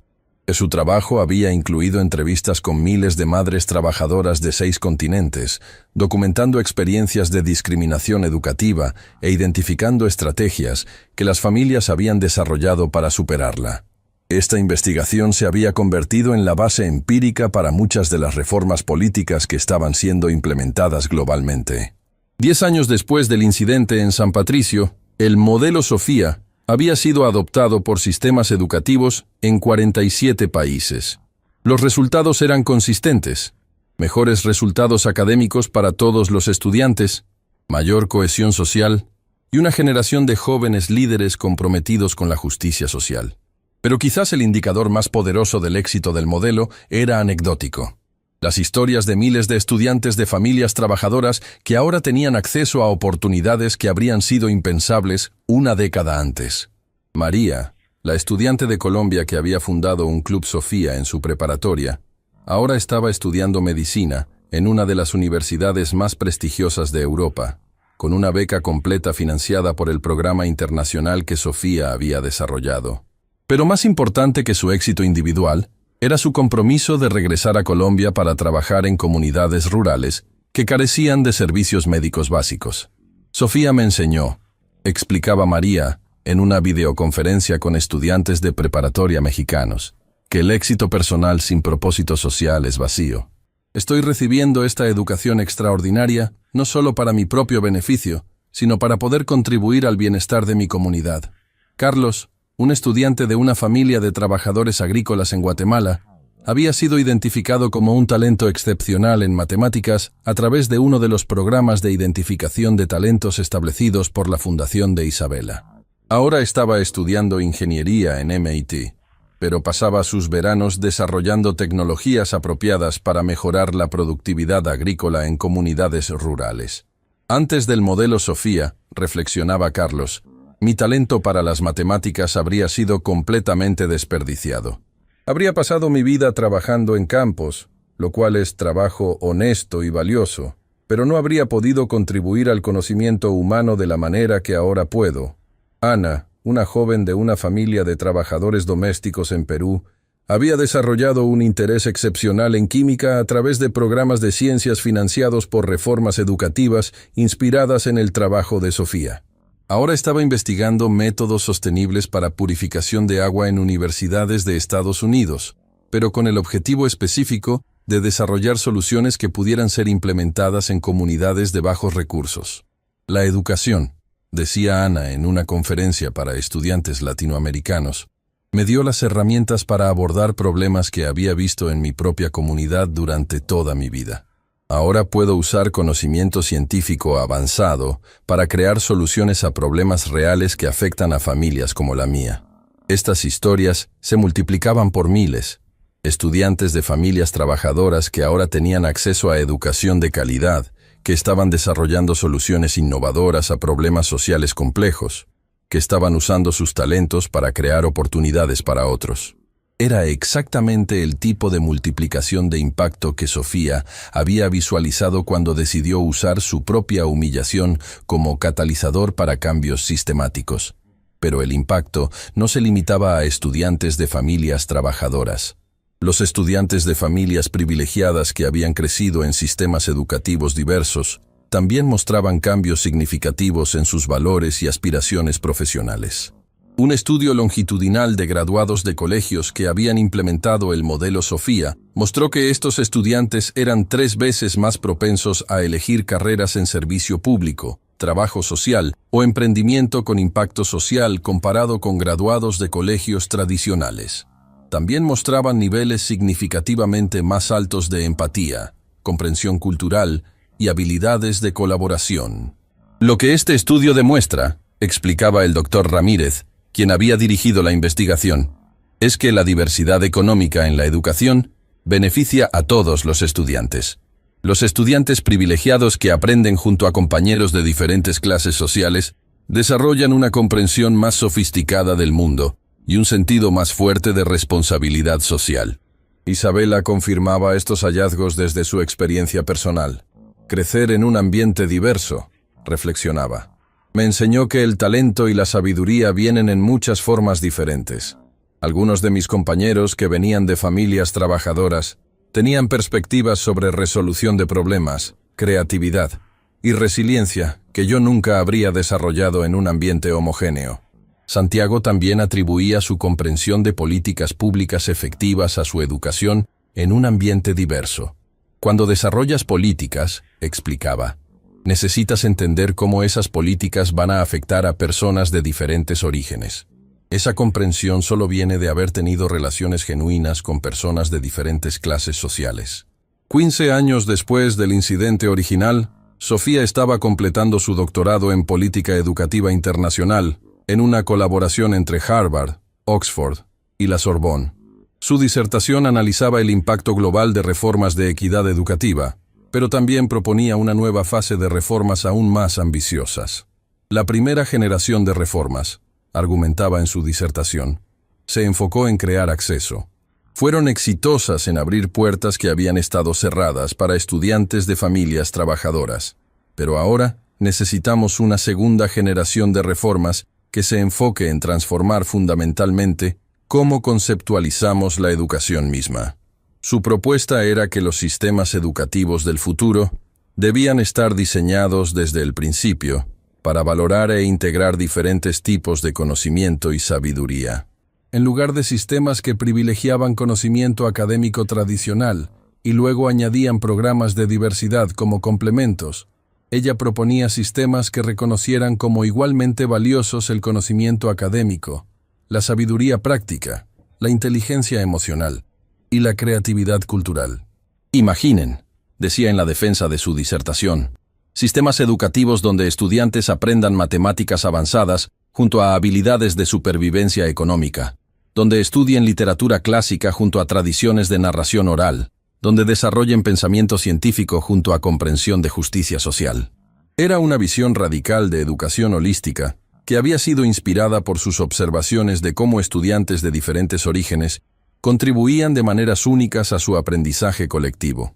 Carmen, ahora directora ejecutiva del Instituto Internacional para Equidad Educativa, había estado trabajando para desarrollar currículums que implementaran esta visión. Su experiencia como madre trabajadora había demostrado ser invaluable para entender cómo diferentes tipos de conocimiento podían ser integrados efectivamente. Cuando criaba a Sofía mientras trabajaba múltiples empleos, reflexionaba Carmen, le enseñé habilidades que ninguna escuela tradicional habría valorado. Cómo manejar recursos limitados creativamente, cómo mantener esperanza en circunstancias difíciles, cómo encontrar dignidad en cualquier tipo de trabajo honesto. Ahora estamos desarrollando currículums que reconocen ese tipo de sabiduría como tan valiosa como el conocimiento académico tradicional. Miguel Ángel, quien había sido elegido como Procurador General de la Suprema Corte, trabajaba para crear marcos legales que apoyaran esta nueva generación de reformas educativas. Su experiencia había demostrado que cambios educativos duraderos requerían no solo políticas, sino transformaciones culturales profundas en cómo la sociedad valoraba diferentes tipos de contribuciones. Las leyes pueden crear oportunidades, argumentaba en conferencias jurídicas internacionales, pero solo la educación puede cambiar corazones y mentes. Necesitamos sistemas educativos que no solo enseñen tolerancia, sino que cultiven apreciación genuina por la diversidad humana en todas sus formas. Mientras tanto, el programa universitario internacional que Sofía había establecido había expandido para incluir estudiantes de 100 países. Estos estudiantes trabajaban en proyectos colaborativos que abordaban problemas globales complejos, pero siempre con atención explícita a cómo las soluciones afectarían a comunidades vulnerables. Uno de los proyectos más exitosos había sido desarrollado por un equipo que incluía a María, la estudiante de medicina de Colombia, Carlos, el ingeniero de Guatemala, y Ana, la química de Perú, junto con estudiantes de Europa, Asia y África. Habían desarrollado un sistema de purificación de agua que combinaba tecnología avanzada con conocimiento tradicional sobre conservación de recursos, y que podía ser fabricado y mantenido por comunidades locales usando materiales disponibles regionalmente. Lo que hace este proyecto especial, explicaba María, no es solo que funciona técnicamente, sino que fue diseñado desde el principio para ser apropiado culturalmente y económicamente sostenible para las comunidades que más lo necesitan. El proyecto había sido implementado exitosamente en 500 comunidades de 20 países, proporcionando acceso a agua limpia a más de 200.000 personas. Pero más importante, Había creado un modelo para cómo el conocimiento académico avanzado podía ser combinado con sabiduría comunitaria para crear soluciones que fueran tanto efectivas como culturalmente apropiadas. Este es exactamente el tipo de colaboración que visionamos cuando comenzamos este programa, observaba Sofía. Estudiantes de diferentes orígenes trabajando juntos, cada uno contribuyendo sus fortalezas únicas, para crear soluciones que ninguno podría haber desarrollado individualmente. 20 años después del día que había susurrado, «No tengo uniforme», Sofía estaba parada frente a la Asamblea General de las Naciones Unidas, presentando el Tratado Internacional sobre Derechos Educativos que había estado desarrollando durante la última década. «Hace 20 años», comenzó su discurso, «fui humillada públicamente por un director cruel que creía que mi valor como estudiante dependía de mi capacidad para comprar ropa cara.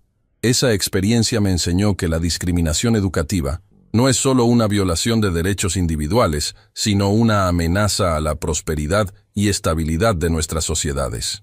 La audiencia, compuesta por representantes de 193 países, escuchaba con atención absoluta mientras ella articulaba la conexión entre equidad educativa y paz global, desarrollo económico sostenible y justicia social. «Los datos son inequívocos», continuó.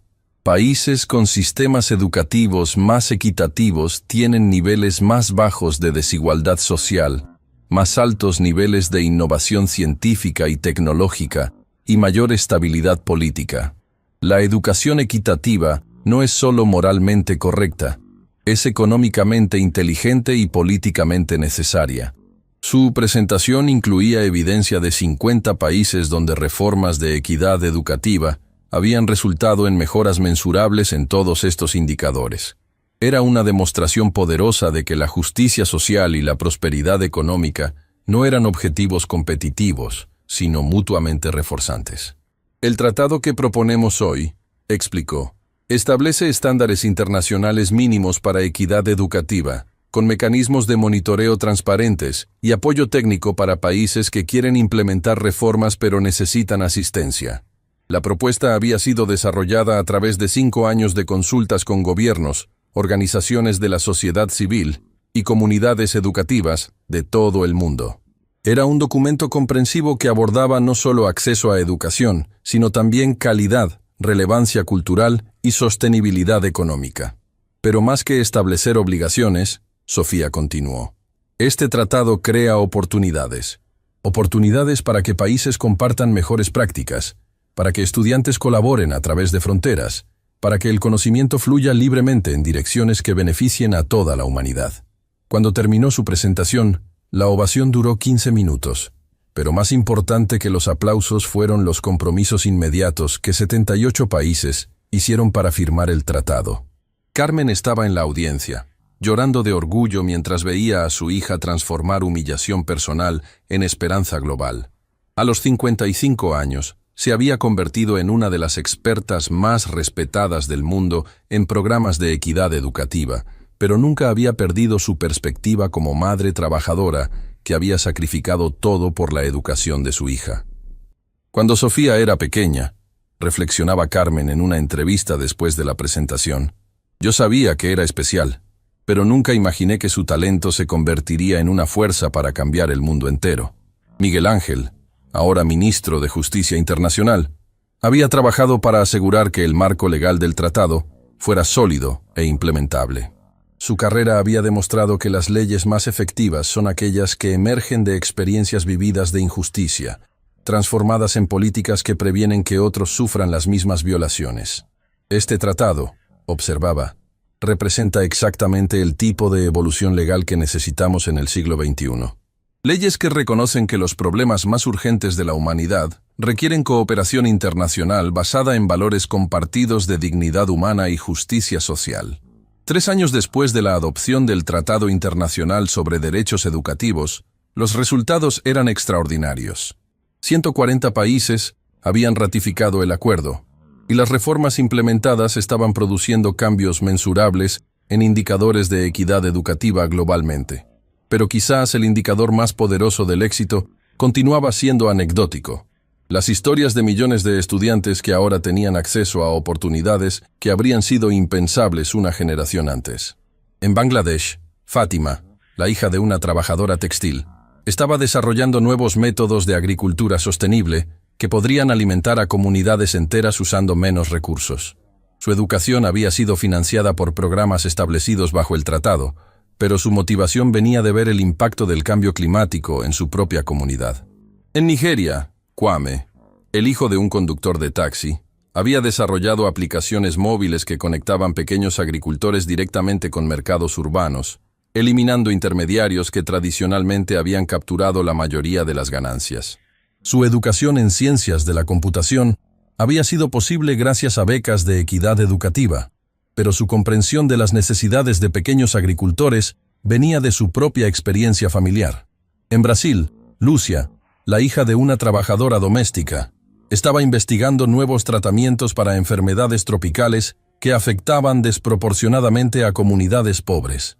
Su acceso a educación médica avanzada había sido creado por reformas de equidad educativa, pero su compromiso con medicina comunitaria había sido formado por haber visto las barreras que su propia familia enfrentaba para acceder a atención médica. Estas historias se multiplicaban por millones. Una generación entera de jóvenes líderes que habían recibido educación de calidad sin importar sus circunstancias de nacimiento, que estaban usando sus talentos para abordar los problemas más urgentes de la humanidad, que entendían tanto la importancia del conocimiento académico como el valor de la sabiduría comunitaria.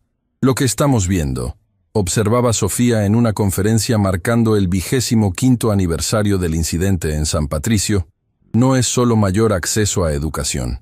Es una transformación fundamental en cómo conceptualizamos el talento humano, cómo valoramos diferentes tipos de contribuciones y cómo organizamos nuestras sociedades para maximizar el potencial de todos los ciudadanos.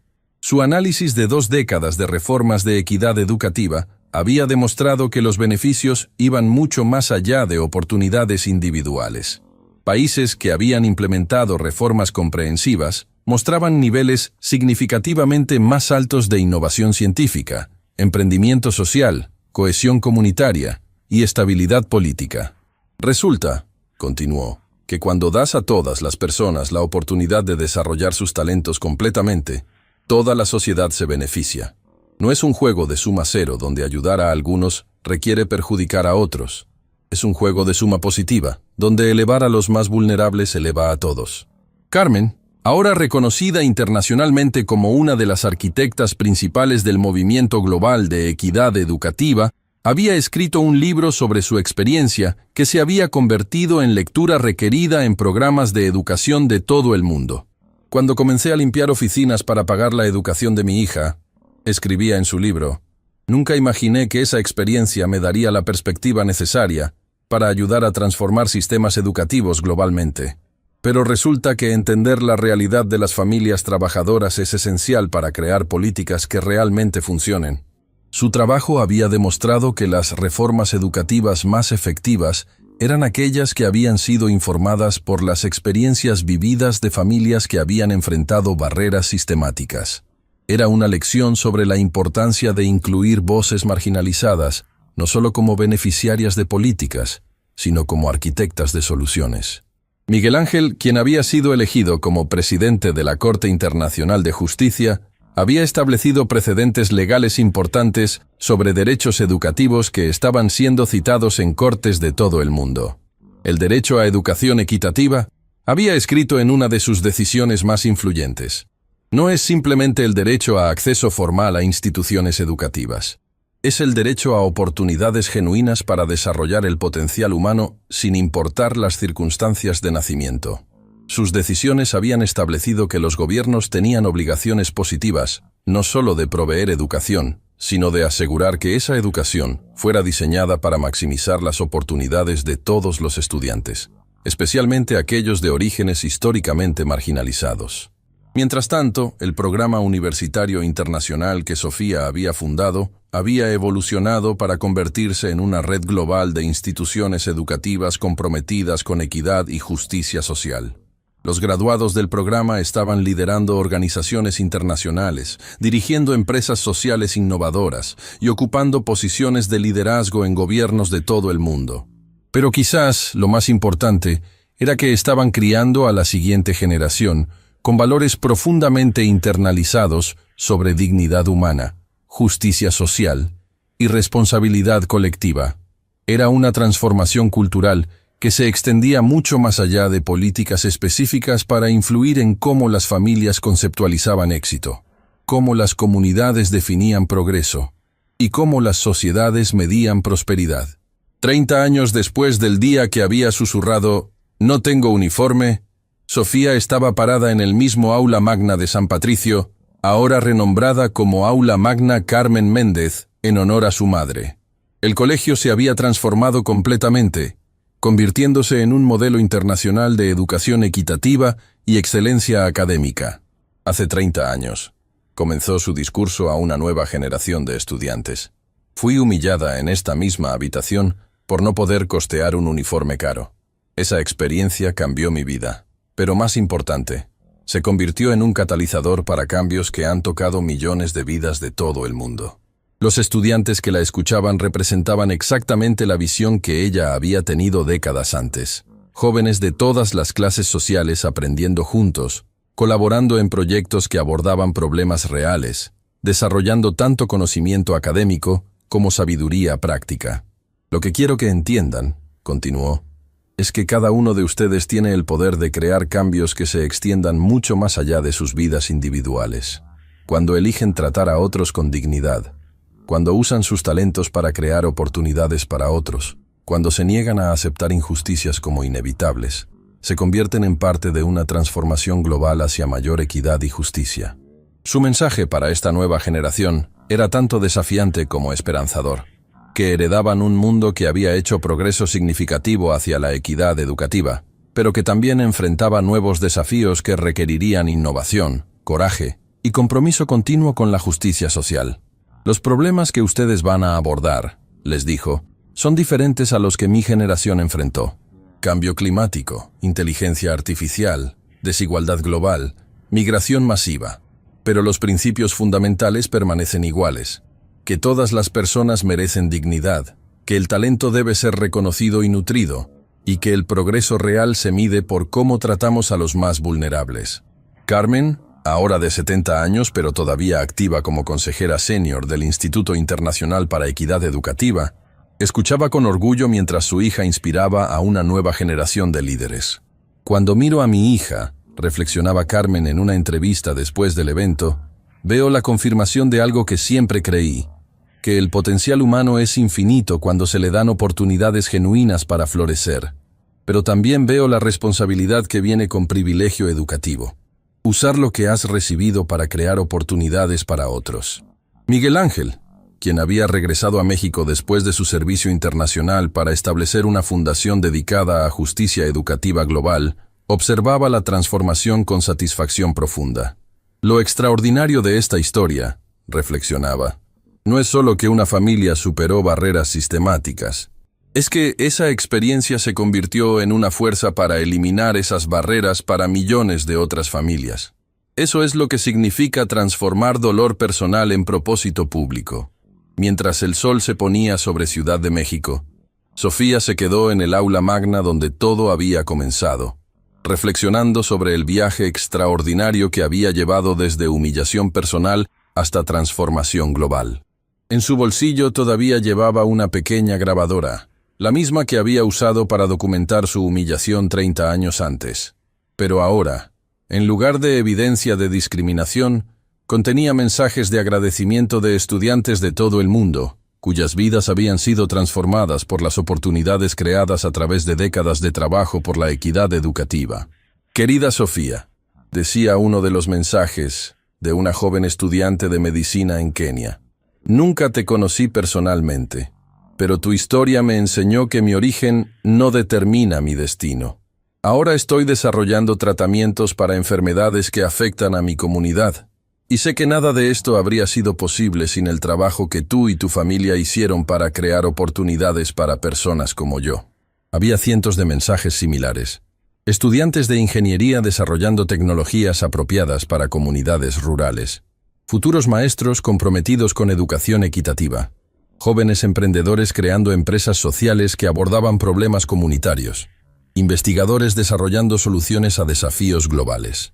Todos unidos por la comprensión de que la educación era tanto un derecho individual como una responsabilidad colectiva, que el talento merecía ser reconocido sin importar su origen, y que el progreso real se medía por cuántas personas tenían oportunidades genuinas para contribuir al bienestar común.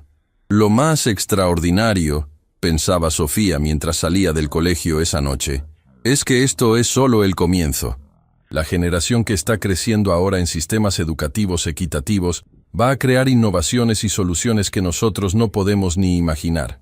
Van a abordar problemas globales con perspectivas y herramientas que solo son posibles cuando el talento humano es verdaderamente democratizado. Era una reflexión sobre el poder multiplicador de la justicia social. Cómo crear oportunidades para algunos se convierte en crear oportunidades para muchos. Cómo transformar sistemas para beneficiar a los vulnerables beneficia a toda la sociedad. Y cómo actos individuales de coraje pueden convertirse en movimientos que cambian el mundo. Mientras caminaba hacia su auto esa noche, Sofía pasó por la placa conmemorativa que había sido instalada en la entrada del colegio 5 años antes. Decía simplemente: en memoria de todos los estudiantes cuyo talento fue desperdiciado por sistemas injustos, y en celebración de la esperanza de que ningún estudiante futuro experimente tal desperdicio.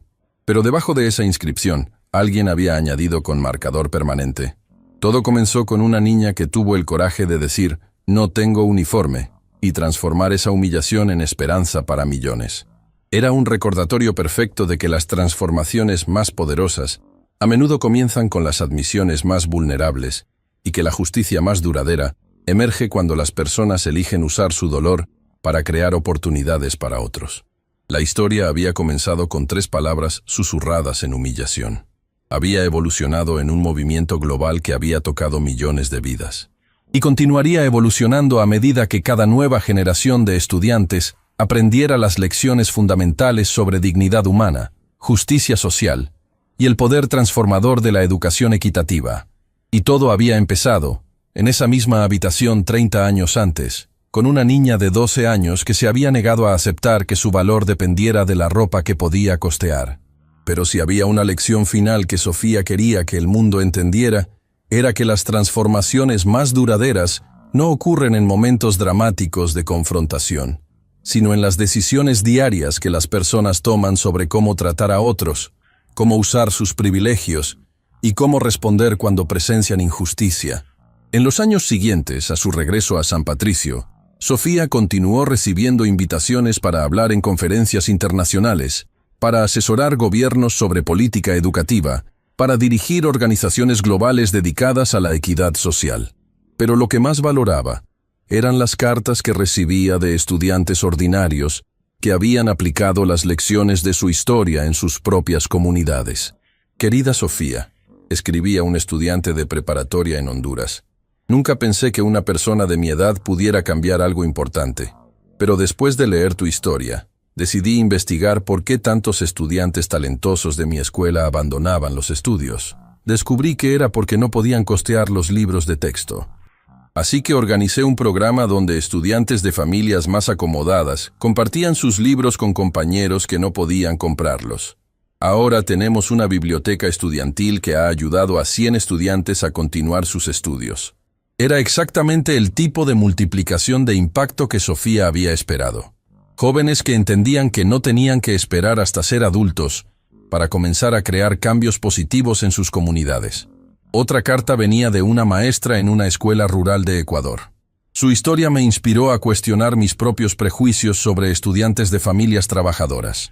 Me di cuenta de que inconscientemente tenía expectativas más bajas para estos estudiantes.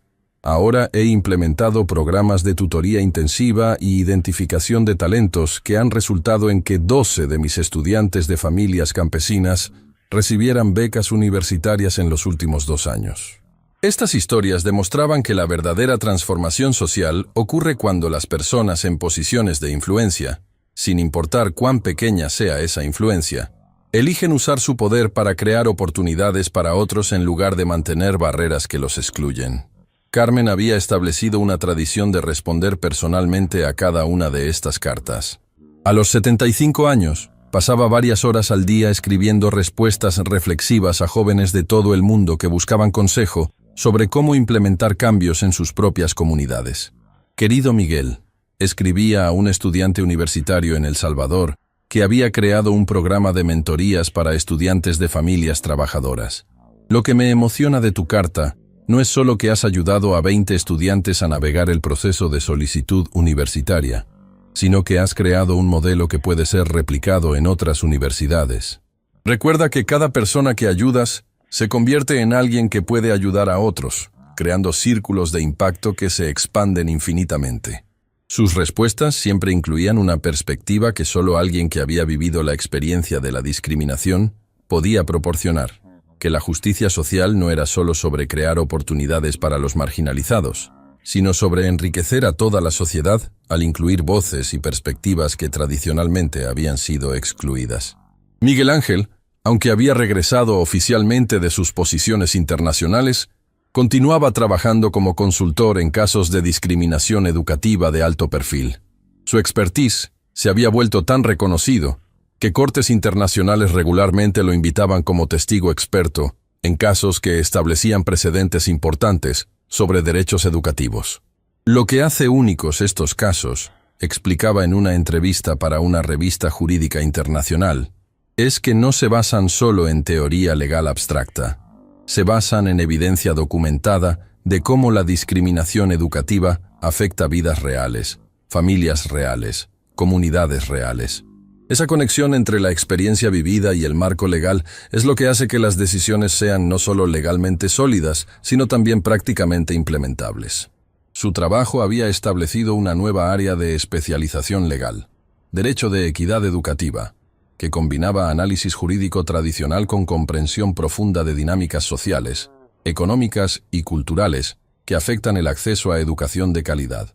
Mientras tanto, el Instituto Internacional para Equidad Educativa que Carmen dirigía había desarrollado lo que se conocía como el Protocolo Sofía, un conjunto de herramientas que comunidades educativas podían usar para identificar, documentar y abordar discriminación sistemática en sus propias instituciones. El protocolo incluía encuestas para estudiantes y familias sobre sus experiencias con barreras educativas, auditorías de políticas institucionales para identificar prácticas discriminatorias y marcos para desarrollar soluciones colaborativas que involucraran a toda la comunidad educativa. Lo que hace efectivo el Protocolo Sofía, explicaba Carmen en una conferencia para educadores internacionales, es que no impone soluciones desde afuera. En lugar de eso, proporciona herramientas para que las comunidades identifiquen sus propios problemas y desarrollen sus propias soluciones, basadas en sus contextos específicos, pero guiadas por principios universales de dignidad humana y equidad. El protocolo había sido implementado en más de 500 colegios y universidades de 40 países, con resultados consistentemente positivos en términos de reducir barreras de acceso, mejorar retención estudiantil, y crear ambientes más inclusivos para estudiantes de todos los orígenes. Pero quizás el desarrollo más significativo en los años siguientes fue la emergencia de una segunda generación de líderes que habían sido directamente influenciados por el trabajo de Sofía y su familia. Estos jóvenes, ahora en sus 20s y 30s, estaban ocupando posiciones de liderazgo en organizaciones internacionales, gobiernos y empresas, llevando consigo una comprensión profunda de equidad y justicia social. María, la estudiante de medicina de Colombia que había fundado uno de los primeros clubes Sofía, ahora dirigía la Organización Panamericana de la Salud, implementando programas que aseguraban que comunidades rurales y marginalizadas tuvieran acceso a atención médica de calidad. Todo lo que hago, reflexionaba María en una entrevista marcando el 10º aniversario de su graduación universitaria, está guiado por las lecciones que aprendí cuando tenía 17 años sobre la importancia de usar privilegios educativos para crear oportunidades para otros. La medicina no es solo sobre tratar enfermedades, es sobre abordar las condiciones sociales que crean enfermedad en primer lugar. Carlos, el ingeniero de Guatemala, que había desarrollado tecnologías apropiadas para comunidades rurales, había fundado una empresa social que empleaba a cientos de ingenieros de orígenes diversos para desarrollar soluciones tecnológicas específicamente diseñadas para comunidades de bajos recursos. La innovación tecnológica real, argumentaba Carlos en conferencias sobre emprendimiento social, no ocurre en laboratorios aislados donde todos los investigadores tienen orígenes similares. Ocurre cuando equipos diversos trabajan en problemas reales que afectan a comunidades reales. Esa diversidad de perspectivas es lo que hace posible desarrollar soluciones que realmente funcionen para las personas que más las necesitan. Ana, la química de Perú que había investigado purificación de agua, ahora dirigía el programa de becas científicas más grande de América Latina, específicamente diseñado para identificar y nutrir talentos científicos en comunidades que tradicionalmente habían tenido poco acceso a educación STEM avanzada.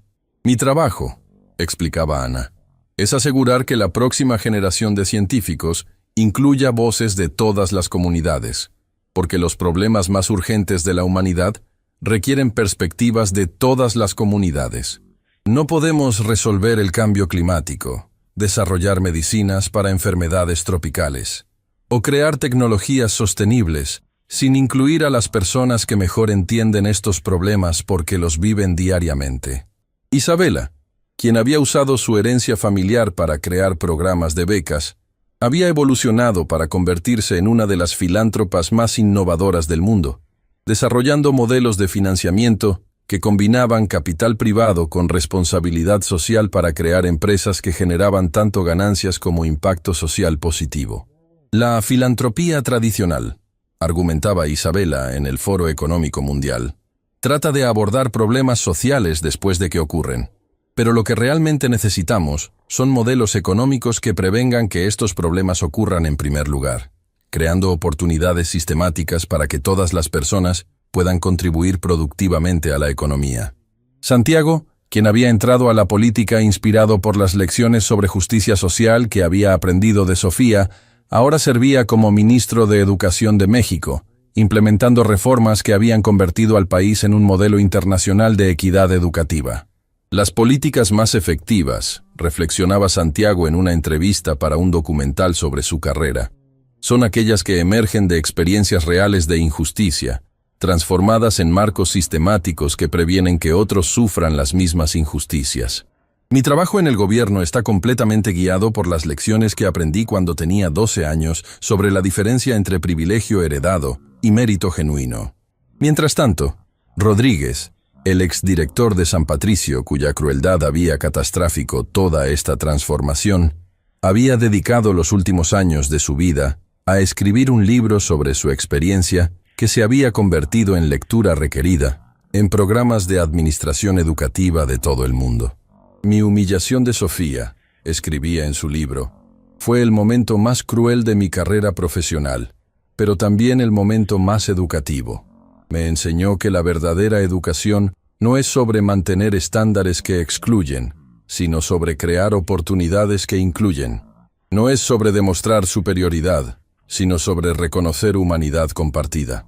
Su libro incluía análisis detallado de cómo prejuicios inconscientes habían influido en sus decisiones como administrador educativo y proporcionaba herramientas prácticas para que otros educadores identificaran y confrontaran sus propios prejuicios. La transformación personal es posible, escribía en su conclusión, pero requiere confrontación honesta con las formas en que hemos contribuido a sistemas de exclusión. Requiere la humildad de aprender de aquellos que hemos marginalizado, y requiere el compromiso de usar cualquier privilegio que tengamos para crear oportunidades para otros. Su trabajo de consultoría había ayudado a transformar cientos de instituciones educativas, convirtiéndolas de espacios de exclusión en modelos de inclusión. Era un ejemplo poderoso de que incluso las personas que habían causado daño sistemático podían convertirse en fuerzas para cambios positivos.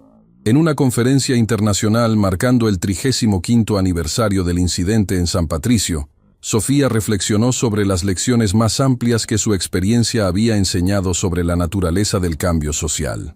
Lo que hemos aprendido durante estas 3 décadas, observó, es que la justicia social no es un destino al que se llega, sino un proceso continuo de crear sistemas que reconozcan y nutran la dignidad humana en todas sus formas. Cada generación tiene que renovar este compromiso, adaptándolo a nuevos desafíos mientras manteniendo principios fundamentales.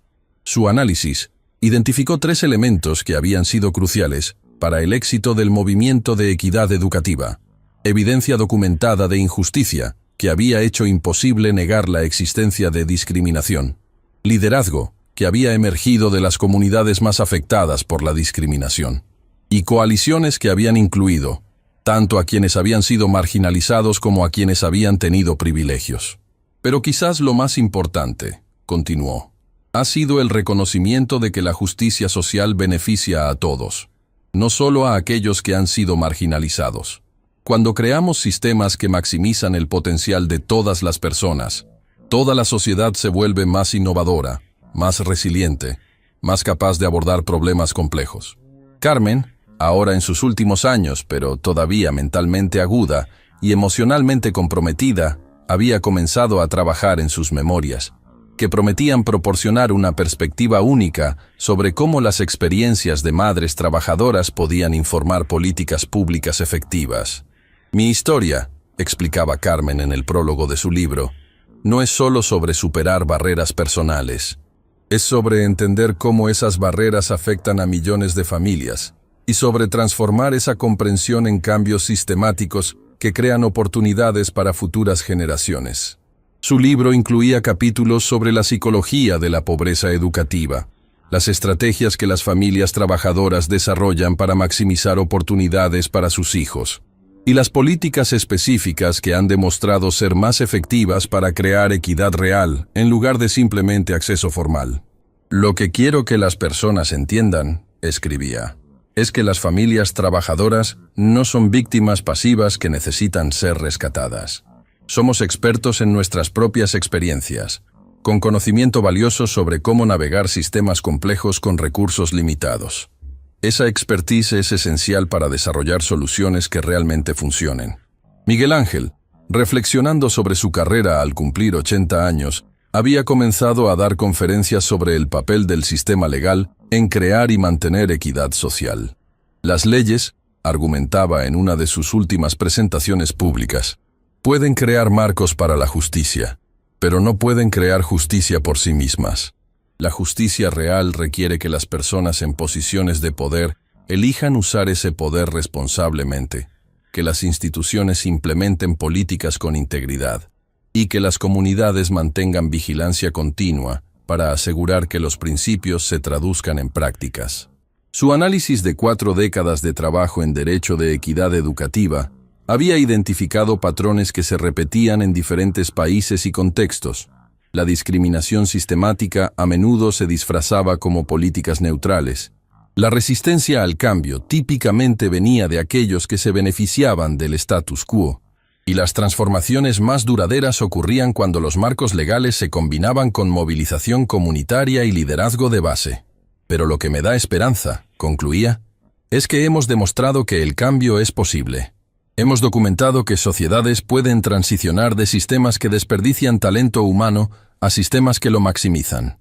Hemos probado que la justicia social y la prosperidad económica no son objetivos competitivos, sino mutuamente reforzantes. Mientras el mundo entraba en una nueva era de desafíos globales complejos, los principios desarrollados a través del movimiento de equidad educativa proporcionaban un modelo para abordar estos problemas con enfoques que priorizaban tanto la efectividad como la equidad. La historia, que había comenzado con una niña de 12 años susurrando «No tengo uniforme», había evolucionado en un marco global para entender cómo las sociedades pueden organizarse para maximizar el potencial humano. Y mientras Sofía continuaba su trabajo preparando a la siguiente generación de líderes, el legado más duradero de su experiencia estaba en los millones de personas que habían internalizado la lección fundamental de que cada ser humano merece dignidad y oportunidades. Era una lección que continuaría resonando porque había demostrado algo fundamental, que cuando se nos dan oportunidades genuinas para desarrollar nuestro potencial, contribuimos al florecimiento de toda la comunidad humana. La historia había comenzado con humillación, había evolucionado a través de confrontación, transformación y multiplicación. Pero su esencia permanecía constante. La creencia de que cada persona, sin importar sus circunstancias de nacimiento, tiene algo valioso que ofrecer al mundo. Y todo había empezado con 3 palabras susurradas en una sala de clases.